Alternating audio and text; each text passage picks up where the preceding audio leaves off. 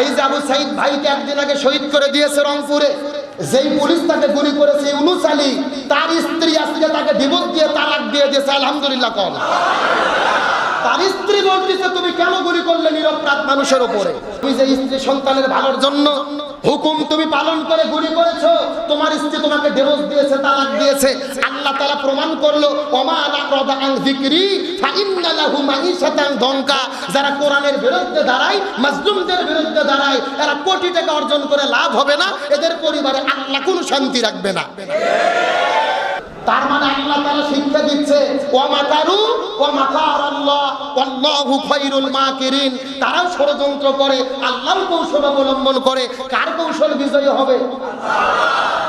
একটা কথা সুস্পষ্ট, ইমাম হোসাইনের কথা পরিষ্কার করে বলি, আজকে আমার দেশে আমার সমাজে যারা মার খাচ্ছে, জীবন দিচ্ছে, শহীদ হচ্ছে, এরাই ইমাম হোসাইনের উত্তরসূরি। আর যারা জুলুম করতেছে এরাই ইয়াজিদের উত্তরসূরি। এখন আপনাদেরকে সিদ্ধান্ত নিতে হবে, আপনারা কি ইমাম হোসাইনের পক্ষে থাকবেন নাকি ইয়াজিদের পক্ষে থাকবেন? এই সিদ্ধান্ত আপনাদের। ইমানদারদের পক্ষে কে সাহায্য করে? এই আবু সাইদ ভাইকে শহীদ করা হয়েছে, একে কেউ চিনত না, আজকে তামাম পৃথিবী চেনে। রংপুরে একটা রাস্তার নাম করা হয়েছে আবু সাইদ চত্বর। আলহামদুলিল্লাহ কর। আজকে অন্যায় মতে চলতেছেন, ভাই বইয়ের ক্যান্সার হবে, না হলে ছোলের ক্যান্সার হবে, না হলে আপনার মেয়ে চারটে প্রেম করে ছেঁকা খেয়ে সুইসাইড করে মরবে। আল্লাহর কোরআনের ওয়াদা অন্যায় যারা করে এদের কোনো শান্তি থাকে না। এমনকি রোকেয়া বিশ্ববিদ্যালয়ের গেটের নাম করা হয়েছে আবু সাইদ গেট।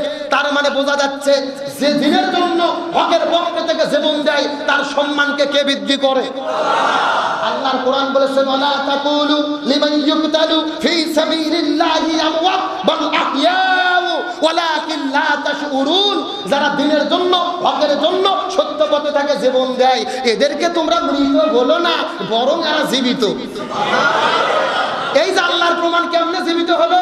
ও শহীদ হয়েছে কিন্তু ওর নাম রাস্তায় রাস্তায় লেখা, চত্বর এলাকা। আমি বিশ্বাস করি সময় যদি পরিবর্তন হয় রোকেয়া বিশ্ববিদ্যালয়ের নাম রোকেয়া থাকবে না।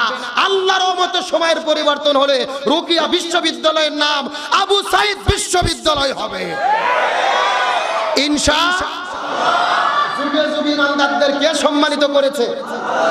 আল্লাহ আমাদের ইমানের পক্ষে থাকার তৌফিক দিক, বলেন আমিন।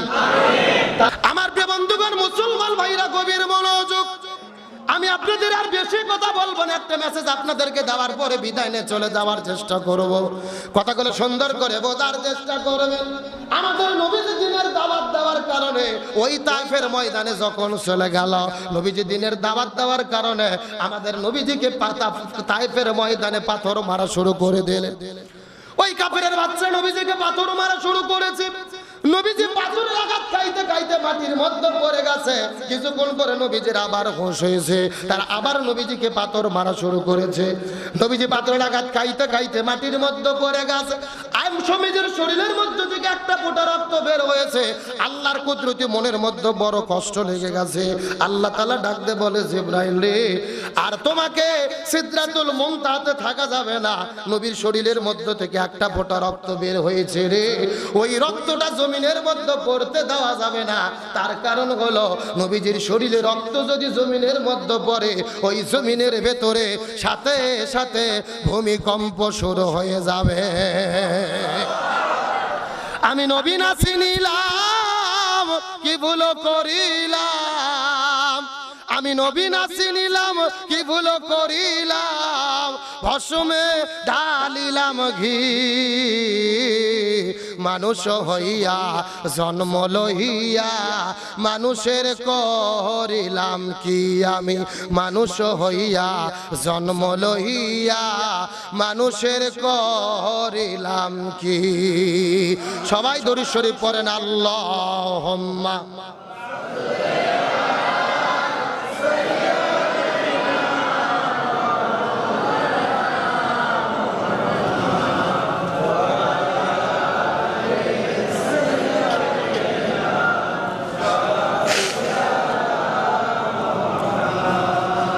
নবী না হয়ে দুনিয়ায় না হয়ে ফেরেশতা আল্লাহর হয়েছি উম্মত আপনা, তার তরে শুকুর হাজার বার সাল্লাল্লাহু আলা সাল্লাল্লাহু আলাইহি ওয়াসাল্লাম সাল্লাল্লাহু আলা মুহাম্মাদ সাল্লাল্লাহু।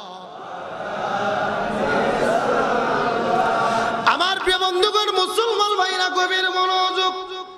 আল্লাহ তাআলা জিবরাইলকে ডাক দিয়ে বলে নবীর শরীরের মধ্য থেকে একটা ফোঁটা রক্ত বের হয়েছে, ওই রক্তটা জমিনের মধ্যে পড়তে দেওয়া যাবে না রে। নবীজির শরীরে রক্ত যদি জমিনের মধ্যে পড়ে যায়, ওই জমিনের মধ্যে সঙ্গে সঙ্গে ভূমিকম্প শুরু হবে।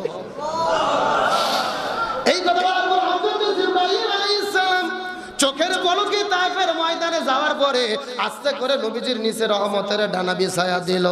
আবার নবীজির হুঁশ ফিরে গেল, আবার নবীজিকে পাথর মারা শুরু করলো। তার মানে বোঝা গেল ওই তায়েফের ময়দানটা ছিল আমার নবীজির জন্য। আরো জোরে বলেন। আমার নবী 1 নয় 2 নয় 3.5 বছর জেলের মধ্যে বন্দী ছিলেন। কয় বছর? আমার নবীজির জীবনী ঘুরে দেখেন, শিবি আবু তালিব নামক জেলখানার মধ্যে আমার নবীজি 3.5 বছর পর্যন্ত বন্দী ছিলেন। এই দুনিয়ার ভেতরে এমন কোন জেলখানা নাই যে জেলখানা দিনে অন্তত 1 2 বার খাবার দেওয়া হয় না, কিন্তু আমার নবীজিকে এমন একটা জেলে বন্দী করে রাখা হয়েছে, দিনের পরে দিন যায়, মাসের পরে মাস যায়, তারপরে খাবার দেয় না। আমার নবী সাহাবীরা রে খাবার না পেয়ে ওই গাছের পাতাগুলো ছিঁড়ে ছিঁড়ে খেয়েছে। আমার বন্ধুগণ মুসলমান ভাইরা গভীর মনোযোগ। তাহলে চিৎকার করে বলেন তো দেখি, আমার নবীজিকে 3.5 বছর পর্যন্ত জেলের মধ্যে বন্দী করে রাখলো, আমার নবীজি কি চোর ছিল? ডাকাত ছিল? নারী ধর্ষণ করেছিল? তাহলে কেন নবীজিকে জেলের মধ্যে বন্দী করে রাখা হলো? কালেমার দাওয়াত দেওয়ার কারণে, হক কথা বলার কারণে, দিন প্রতিষ্ঠার কথা বলার কারণে আমার নবীজি 3.5 বছর জেলে বন্দী ছিল। আর এখান থেকে বোঝা গেল এই বাংলার জমিনে আপনি যদি ইমানদার মুসলমান দাবি করেন, হকের পক্ষে থাকেন, কোরআনের কথা বলেন, ইমানের কথা বলেন, আর জমিনে দিন প্রতিষ্ঠার কথা বলেন, আমাদের নবীর মতো মাঝে মধ্যে আপনাদের কেউ জেলে যাওয়া লাগতে পারে। হযরত ইব্রাহিম আলাইহিস সালামের জন্য অগ্নিকুণ্ড কারবালা, আর মুসা নবীর জন্য লোহিত সাগর কারবালা, ইউসুফ নবীর জন্য জেলখানা কারবালা, নবীর জন্য ওই শিবি আবু তালিব নামক জেলখানা তাই ছিল। আরো জোরে বলে। তাহলে আজকেও যদি বাংলাদেশে আমরা হক কথা বলি, দিন প্রতিষ্ঠার কথা বলি, ইসলামী আন্দোলনের কর্মী হই, ইমানের পথে চলতে যাই, মাঝে মধ্যে এই দেশের ভেতরে ওই জেলখানাও আমাদের জন্য কারবালা হতে পারে। আমার কথা কি পরিষ্কার না ভেজাল আছে? তাহলে কারবালা শুধু এর ফুরাত নদীর তীরে নয়। আজকে আপনিও হক কথা বলেন, সত্য কথা বলেন, রাস্তায় যাই আল্লাহর তাকবীর দেন, আপনার জন্য সাত মাথা আর মাটি ঢেলেও কারবালা হতে পারে। আজকে কারবালা ওয়াজ শুনতে খুবই ভালো লাগে, হুজুর ইমাম হোসেনের ওয়াজ করেন, কিন্তু বর্তমানে কারবালা কি চলতেছে এটা আমাদের জানার দরকার আছে না নাই? আর বর্তমানে হোসাইন কারা, ইয়াজিদ কারা এটা জানার দরকার আছে না নাই?